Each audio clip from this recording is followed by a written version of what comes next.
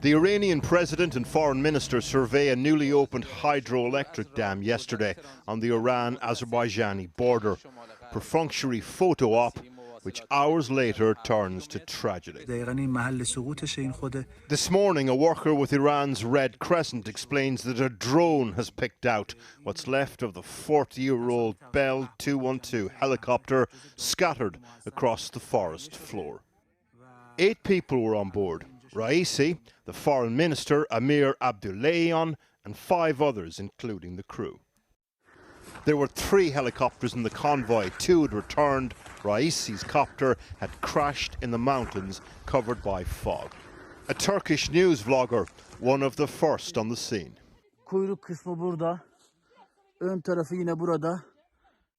Video footage shows Red Crescent staff carrying a covered body on a stretcher through the forest. A reporter from Iranian state TV concludes his own investigation into the cause of the crash. In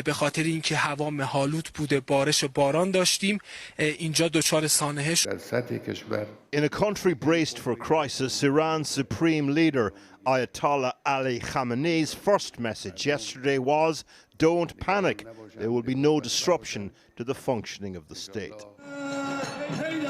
Broadcast reaction to Raisi's death was mixed, to put mildly, fell into 2 categories. At one end of the emotional extreme, regime supporters mourning his death featured heavily on Iranian television today.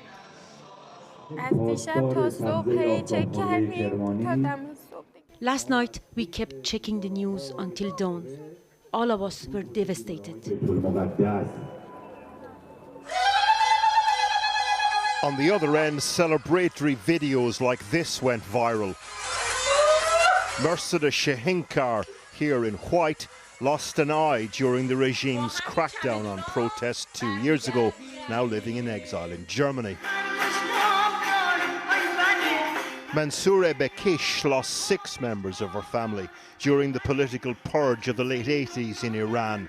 Raisi sat on the so-called death committee of 4 at the time, responsible for the execution of thousands of people over 5 months.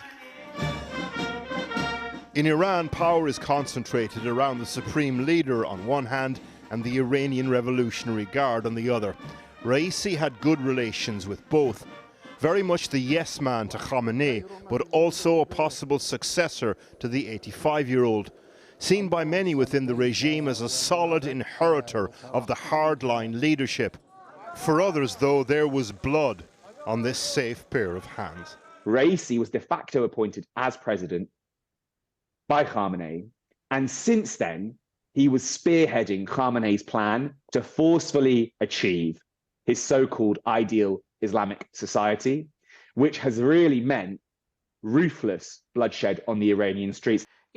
Today, Vice President Mohammad Mukhbar stepped up. Presidential elections will have to take place within 50 days. The big question now, though, is who will ultimately succeed Khamenei as supreme leader. Raisi was a contender, but he was not the only one.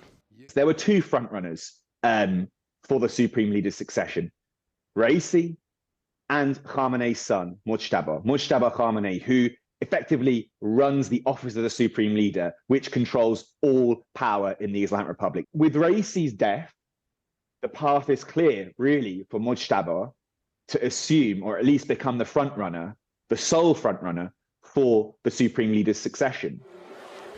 Supporters prepare for Raisi's memorial ceremony tomorrow. But there's a restive swathe of the population here, questioning the regime's legitimacy. And now, with direct involvement in the war in Gaza, this crash site represents more of what the leadership fears the most: uncertainty. Well, I'm joined now by Professor Mohammad Marandi, a professor at the University of Tehran, who was previously an advisor to Iran's nuclear negotiations team and knew the president. We saw those images of the president's supporters mourning his death. Are people not angry that this accident, if that's what it was, could happen? Wait a minute.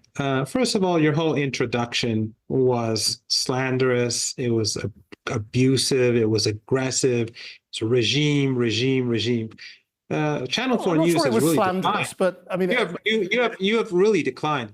First of all, who said that he was a candidate for the leader and that the leader's son, he's in charge of his office? He's not in charge of the office. He doesn't have any major role to play in the leader's office. He's not a candidate for the leadership. Years from now, hopefully in the distant future, when we do have a new leader, you're going to forget all the nonsense that you put out on Channel 4 News. well, why wasn't And he a candidate? he is, and why should he be a candidate? This is just stuff that you people make up out there in the West. No, I'm saying, why wouldn't he be considered as a candidate He for isn't the considered Supreme a Leader, candidate. given he was isn't in a tune with candidate. him? If the leader's son was a candidate, he would be on No, television. I'm talking about the president. When you say very surely that the president wasn't a candidate, what makes you say that? You're the one who has to prove that he was a candidate, not me. I don't have to prove that he wasn't. You're the one who are making these ridiculous claims, your program, and saying how a purge in the 1980s, are you talking about the MEK? You exaggerate the numbers, but the people that were executed were people who fought as foot soldiers for Saddam Hussein against their own country. They were based in your country. They have offices in your country. They murdered not only our president and our prime minister and the head of the judiciary, they murdered 17,000 people and fought as foot soldiers in Iraq against they were traitors to this country. You think there's sympathy for those people and you call that a purge? They were murdering people on our streets. I was going to school at 8 a.m. one morning when suddenly there was an explosion, all our windows shattered. Yeah. 9 or 11 people were murdered. No, I've heard you tell the story. That's a purge? Well, I mean, a purge is what some people call it. I appreciate that you don't. Let's talk about the future. Because the question, there are lots of questions over this accident and the way it ended up being confirmed as a death. I mean, first of all, are you sure it was an accident? Are you sure there was no outside or inside involvement? No, I'm not sure. There has to be an investigation. The helicopter was, as far as I know, an old helicopter. And of course, the Americans and Europe and Western regimes that have imposed sanctions on Iran also prevent Iran from purchasing spare parts for airplanes and helicopters. Are you sure that there would be no internal rivals, who would be involved in this? No, this is not a Hollywood movie.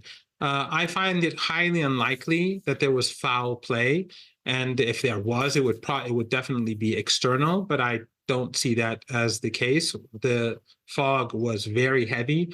The president tours the country very often. He goes to impoverished villages and small towns regularly because he's trying to expand the social welfare network. And so he's often on helicopters traveling around the country. It's quite a basic rule in many countries that, the president and the secretary of state or the foreign minister don't travel together.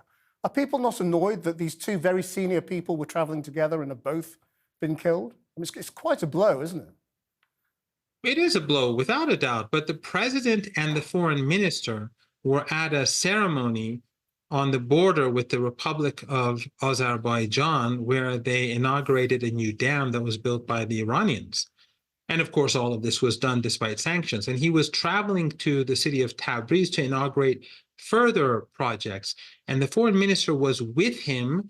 And so he was traveling back with him to have a discussion on the helicopter. But we have a constitution, and the constitution has the answers. When the president, in the early 1980s, one of our presidents was murdered by those very same terrorists that I told you about, the MEK terror group that you host right now, and they have a major base in Albania. They murdered our president and prime minister, among others, and the Iranians had an election, and we had a new president who selected a prime minister. Back then, we had a prime minister. After the change in the constitution, we had a first vice president. So now the first vice president will assume responsibilities until elections, which will take place apparently 40 days from now. Yeah. And then we'll have a new president. Professor, thank you very much. We'll talk again about who the new president might be, I'm sure, another time. But thanks for joining us.